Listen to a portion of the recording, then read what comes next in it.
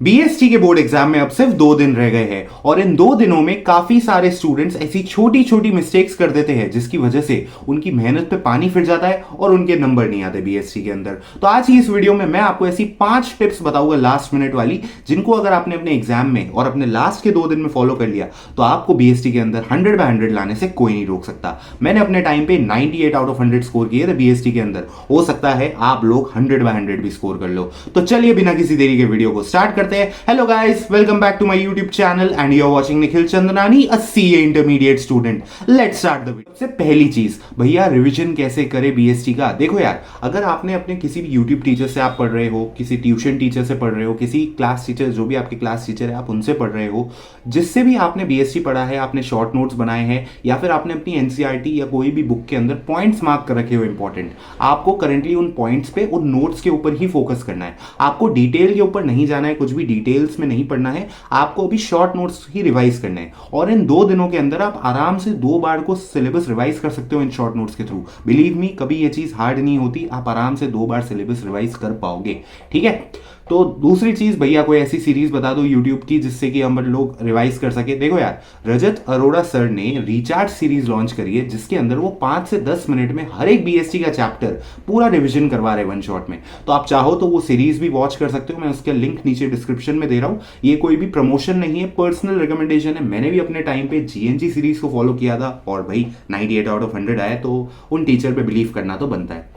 दूसरी चीज भैया, केस स्टडीज कैसे सॉल्व करें। अभी भी भैया हम जब सैंपल पेपर सॉल्व कर रहे हैं, प्री बोर्ड के अंदर भी हमारे केस स्टडी में क्वेश्चंस गलत हो रहे थे, हम गलत चीज को आइडेंटिफाई कर रहे थे। देखो यार, मैंने पिछली वीडियो में भी ये चीज बताई थी, अभी वापस बता रहा हूं, आपको कभी भी केस स्टडी को पूरा पहले नहीं पढ़ना है। आपको सबसे पहले उसका क्वेश्चन रीड करना है, आपसे उसने क्या पूछा है वो आप देखो। आपसे उसने एस्पेक्ट ऑफ बिजनेस एनवायरनमेंट पूछा है, आपसे फंक्शन ऑफ मैनेजमेंट पूछा है या कोई और पर्टिकुलर कॉन्सेप्ट पूछा है। सबसे पहले उस दिमाग में आपको सेट करना है कि वो क्वेश्चन आपसे पूछना क्या चाहता है। मान लो आपको एक पर्टिकुलर फंक्शन ऑफ मैनेजमेंट पूछा है, तो आपके दिमाग में सेट हो गया, ठीक है मुझे वो पर्टिकुलर फंक्शन ऑफ मैनेजमेंट ढूंढना है। आपने केस स्टडी ली और पेंसिल उठाई और आपको अंडरलाइन करने कीवर्ड्स उसमें अंदर अंडरलाइन करते जाओ, आपको हमेशा आंसर मिलेगा। फिर आपको केस स्टडी पढ़नी है, हमेशा पहले क्वेश्चन पढ़ो फिर केस स्टडी सॉल्व करो, इससे आपके आंसर्स हमेशा केस स्टडी के अंदर आएंगे। लेकिन भैया मान लो कई बार केस स्टडी में 2 आंसर्स लगे हमें कि भैया 2 आंसर्स हो सकते हैं इसके, तो देखो केस स्टडी किस टॉपिक पे रिवॉल्व करिए। उन दोनों में से कोई एक पॉइंट ऐसा जरूर होगा जो उसके अंदर बार बार आ रहा है केस स्टडी के अंदर, वो उसका केस स्टडी की मेन प्रॉब्लम होगी, तो वही आपका आंसर होगा। दूसरा जो पॉइंट आपको दे रखा होगा ना गाइस, वो आपको कंफ्यूज करने के लिए दे रखा होगा। तो ये चीज आपको केस स्टडी में जरूर फॉलो करनी है और आपको केस स्टडी सारी सही हो जाएगी आपकी। तीसरी चीज भैया, आंसर्स को प्रेजेंट कैसे करें। अभी इतनी दिक्कत आ रही है आंसर्स प्रेजेंट करने में। देखो यार, मैं आपको बता देता हूं, बीएसटी के अंदर आपके मार्क्स आपके प्रेजेंटेशन के ऊपर डिपेंड करेंगे। क्यों कह रहा हूं ऐसा, बीएसटी में आपको भले ही कितना भी कंटेंट आता हो, लेकिन अगर आपने उसे ढंग से प्रेजेंट नहीं किया ना तो आपको बहुत दिक्कत हो सकती है। इसलिए कोशिश करना हमेशा, कभी भी आपको आंसर को पैराग्राफ में नहीं लिखना है, आपको हमेशा उसको पॉइंटर्स में लिखना है। और पॉइंटर्स में भी जो आपके की मेन कीवर्ड्स है, एनसीईआरटी के जो आप कीवर्ड्स यूज कर रहे हो या जो आपके मेन पॉइंट है, उसको आप हमेशा अंडरलाइन करते चलो। ठीक है, ब्लैक पेन से अंडरलाइन करना, जब भी आप ब्लू पेन से आंसर लिख रहे हो तो आप ब्लैक पेन से वो की पॉइंट्स को अंडरलाइन करते चलना, ताकि एग्जामिनर की जो मेन नोटिस है वो उनकी वो पॉइंट्स पर आए, तो वो आराम से आपको अच्छे से नंबर दे पाएगा। दूसरी चीज, फ्लो चार्ट्स बनाते हुए चलना हमेशा।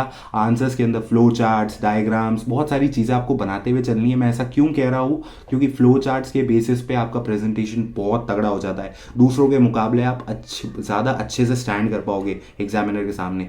इट्स बेटर आप प्रेजेंटेशन अच्छी करो। इसके अलावा प्रेजेंटेशन अच्छी करने से, डायग्राम्स बनाने से, फ्लो चार्ट्स बनाने से एक बड़ा और फायदा ये होगा कि आप लोगों का जो आपको दिक्कत आती है ना कि यार भैया पेज नहीं भरे जाते, हमसे लिखा ही नहीं जाता, क्या लिखे, उसकी जगह आप एग्जाम्पल्स ऐड कर सकते हो अपने। इसके अलावा आप फ्लो चार्ट्स ऐड कर सकते हो, डायग्राम्स ऐड कर सकते हो। तो मेक श्योर आपको ये चीजों को फॉलो करना है। चौथी चीज भैया, पेपर को अटेम्प्ट कैसे करें। देखो यार, मैं अपने टाइम पे जो मैंने फॉलो किया था वो मैं आपको बता रहा हूं। शुरू के जो आपको 15 मिनट रीडिंग टाइम के मिलते हैं ना, उसके अंदर आपको 15 मिनट के अंदर 20 के 20 जो आपके एमसीक्यूज है वो आपको सॉल्व कर लेने हैं। क्योंकि देखो यार, आपको कोई भी डायरेक्ट एमसीक्यू ही मिलेंगे, आपको कोई न्यूमेरिकल एमसीक्यू तो मिलने वाला है नहीं। तो आप 15 मिनट के अंदर वो 20 एमसीक्यूज पर्टिकुलरली सॉल्व कर लो, आराम से आपके सॉल्व हो जाएंगे। इससे ये होगा कि जो आपका 3 घंटे का टाइम जब आप शुरू करोगे ना, तो उसके अंदर आपको सिर्फ 60 मार्क्स का पेपर अटेम्प्ट करना होगा। तो वहां पे आपको साइकोलॉजिकल सेटिस्फैक्शन मिलेगा, ठीक है भैया मेरा 20 मार्क का पेपर हो गया, अब उसको बस एक बार आंसर्स नोट डाउन करें, वो तो 10 मिनट में कर लूंगा। उसके बाद आपको सिर्फ 60 मार्क्स का पेपर अटेम्प्ट करना रह जाएगा। ठीक है, तो इस चीज़ से आपको बहुत ज़्यादा फायदा मिलेगा। मेक श्योर आप उस 15 मिनट में सिर्फ एमसीक्यू करो।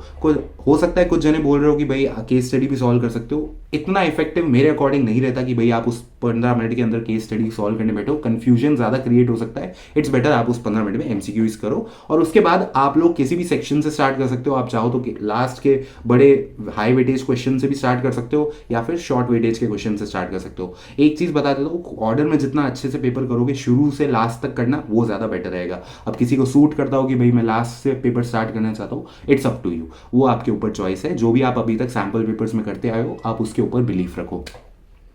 पांचवी चीज और आखिरी चीज भैया, एक प्रीवियस ईयर पेपर करके जरूर जाना। अगर आप ये वीडियो 19 या 20 तारीख को देख रहे हो, आई रिपीट, अगर आप ये वीडियो 19 या 20 को देख रहे हो, तो आपको एक प्रीवियस ईयर सैंपल पेपर नीचे मिलेगा। पिछले साल का ये पेपर है 2024 का। आपको ये पेपर पूरा सॉल्व करना है, ठीक है, और इस पेपर को अच्छे से लगाना। ये मैं इसलिए बोल रहा हूं, आपको मैं सैंपल पेपर भी दे सकता था, मैं इसलिए आपको सैंपल पेपर नहीं दे रहा क्योंकि मैं जानता हूं अगर आप प्रीवियस ईयर पेपर लगाओगे ना, आपको बोर्ड वाली फीलिंग आएगी और आपका कॉन्फिडेंस नेक्स्ट लेवल पे चला जाएगा। लेकिन मेक श्योर गाइस, अगर आप 21 को वीडियो देख रहे हो, एग्जाम से एक दिन पहले वीडियो देख रहे हो, मत करना सैंपल पेपर, क्योंकि उसमें आप डीमोटिवेट हो जाओगे। एग्जाम से एक दिन पहले कोई भी सैंपल पेपर नहीं करना चाहिए या प्रीवियस ईयर पेपर नहीं करना चाहिए। इट्स बेटर आप प्रीवियस ईयर पेपर लेके बैठे हो, सॉल्यूशंस लेके बैठे हो, क्वेश्चंस देख रहे हो, सिर्फ वो चीज आप कर सकते हो। लेकिन डेडिकेटेडली आपको कोई भी पेपर एक दिन पहले एग्जाम से नहीं सॉल्व करना है, कोई भी सब्जेक्ट हो, ठीक है, इररिस्पेक्टिव ऑफ बीएसटी।